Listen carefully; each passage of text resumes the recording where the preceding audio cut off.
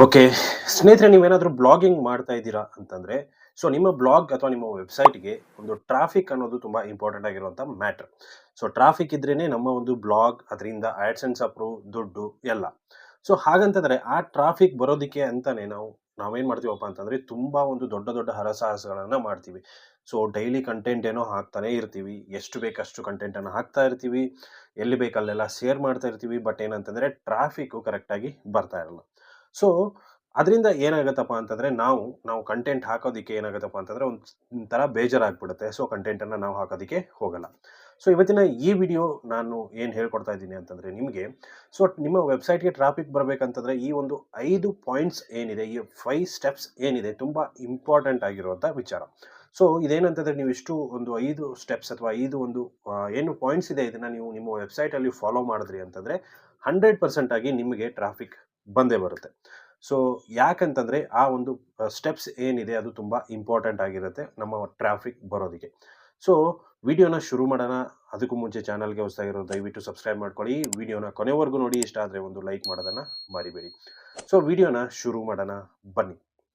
ಸ್ನೇಹಿತರೆ, ಯಾರೆಲ್ಲ ಹೊಸದಾಗಿ ಬ್ಲಾಗಿಂಗ್ ಅನ್ನ ಸ್ಟಾರ್ಟ್ ಮಾಡ್ತಾ ಇದ್ದೀರಾ, ಸೊ ಅವ್ರಿಗೆಲ್ಲ ಹೋಸ್ಟಿಂಗ್ ಮತ್ತೆ ಡೊಮೇನ್ ತುಂಬಾ ಇಂಪಾರ್ಟೆಂಟ್ ಆಗಿರುವಂತ ಮಾಹಿತಿ. ಅಂತಂದ್ರೆ ತುಂಬಾ ಇಂಪಾರ್ಟೆಂಟ್ ಆಗುತ್ತೆ.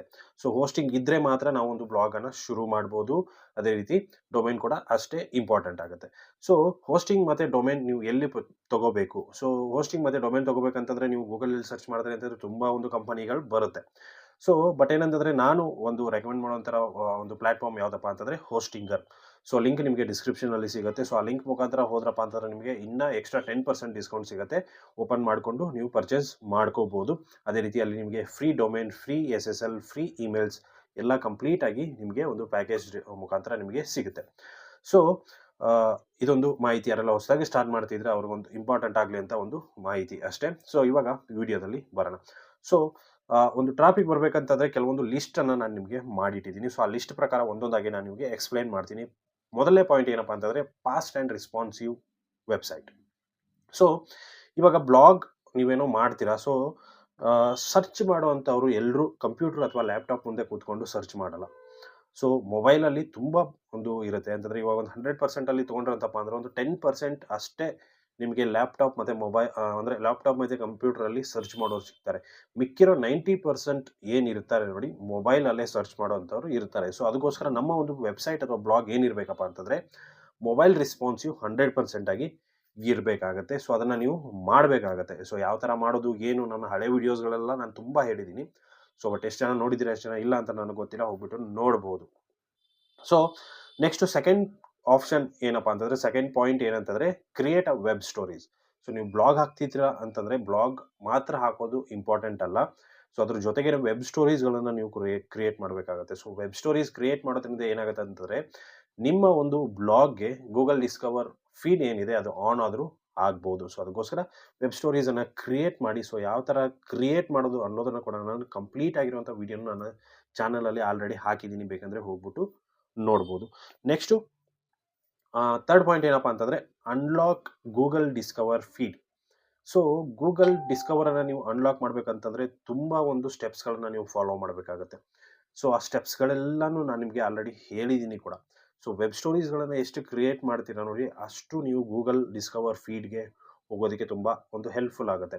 ಸೊ ಆದಷ್ಟು ವೆಬ್ ಸ್ಟೋರೀಸ್‌ಗಳನ್ನ ಕ್ರಿಯೇಟ್ ಮಾಡ್ಕೊಳ್ಳಿ. ಅದೇ ರೀತಿಯಾಗಿ ಅನ್ಲಾಕ್ ಮಾಡ್ಬೇಕಂತಂದ್ರೆ ಕೆಲವೊಂದು ಪಾಯಿಂಟ್ಸ್‌ಗಳು ತುಂಬಾ ಇಂಪಾರ್ಟೆಂಟ್ ಇದೆ. ಆ ಪಾಯಿಂಟ್ಸ್‌ಗಳನ್ನ ನಾನು ವಿಡಿಯೋದಲ್ಲಿ ತೋರಿಸಿದ್ದೀನಿ. ಬೇಕಂದ್ರೆ ಚಾನಲಲ್ಲಿ ಸಿಗುತ್ತೆ, ಹೋಗ್ಬಿಟ್ಟು ನೋಡ್ಬೋದು.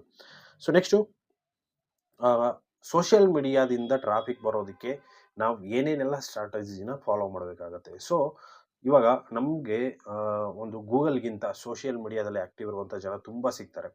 ಸೊ ಅದಕ್ಕೋಸ್ಕರ ನಾವೇನು ಮಾಡಬೇಕಪ್ಪ ಅಂತಂದರೆ, ಸೊ ಸೋಷಿಯಲ್ ಮೀಡಿಯಾದಿಂದ ನಮ್ಮ ಒಂದು ಬ್ಲಾಗ್ಗೆ ಟ್ರಾಫಿಕ್ ಬರಬೇಕು. ಸೊ ಆ ಥರ ನಾವೇನು ಮಾಡಬೇಕಪ್ಪ ಅಂತಂದರೆ, ಒಂದು ಒಂದೇನಂತಂದರೆ ಒಂದು ಆಪ್ಷನ್ಸನ್ನು ನಾವು ಮಾಡಬೇಕಾಗತ್ತೆ. ಸೊ ಫಾರ್ ಎಕ್ಸಾಂಪಲ್ ರೀಲ್ಸನ್ನು ಕ್ರಿಯೇಟ್ ಮಾಡಿ. ಇನ್‌ಸ್ಟಾಗ್ರಾಮಲ್ಲಿ ಹಾಕಿ, ಫೇಸ್‌ಬುಕ್ಕಲ್ಲಿ ಹಾಕಿ, ಯೂಟ್ಯೂಬಲ್ಲಿ ಶಾರ್ಟ್ಸ್ ಇದೆ ಅದರಲ್ಲಿ ಹಾಕಿ. ಸೊ ಹಾಕೋದ್ರಿಂದ ಏನಾಗುತ್ತಪ್ಪ ಅಂತಂದ್ರೆ, ನೀವು ನಿಮ್ಮ ಒಂದು ಆ ಒಂದು ಪೋಸ್ಟ್ ಬಗ್ಗೆ ಎಕ್ಸ್‌ಪ್ಲೇನ್ ಮಾಡಿ ಅದ್ರಲ್ಲಿ ಹಾಕಿದ್ರಪ್ಪ ಅಂತಂದ್ರೆ, ಯಾರಾದರೂ ಇಂಟ್ರೆಸ್ಟ್ ಇರೋರು ಸರ್ಚ್ ಮಾಡಿ ಬರ್ಬೋದು ನಿಮ್ಮ ಬ್ಲಾಗ್ಗೆ. ಸೊ ಅದಕ್ಕೋಸ್ಕರ ಈ ರೀತಿ ನೀವು ಮಾಡೋದ್ರಿಂದ ಏನಾಗುತ್ತಪ್ಪ ಅಂತಂದ್ರೆ, ಸೋಷಿಯಲ್ ಮೀಡಿಯಾದಿಂದ ಕೂಡ ನೀವು ಟ್ರಾಫಿಕನ್ನು ತಗೋಬೋದು. ಸೊ ನೆಕ್ಸ್ಟ್ ಬರೋದೇನಪ್ಪಾ ಅಂತಂದ್ರೆ, learn how to rank in Google.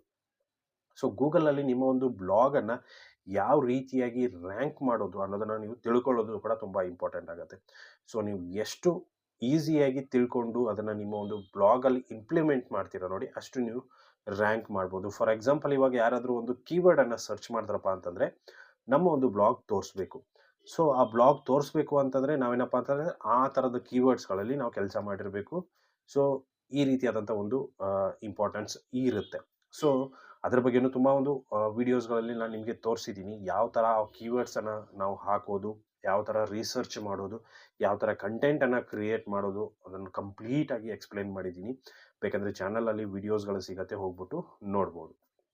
So ಈ 5 ಪಾಯಿಂಟ್ಸ್ಗಳನ್ನು ನೀವು ಫಾಲೋ ಮಾಡಿ ನೋಡಿ, ಆಮೇಲೆ ನೀವೇ ನನಗೆ ಹೇಳ್ತೀರಾ ಟ್ರಾಫಿಕ್ ಬರ್ತಾ ಇದೆ ಅಂತ.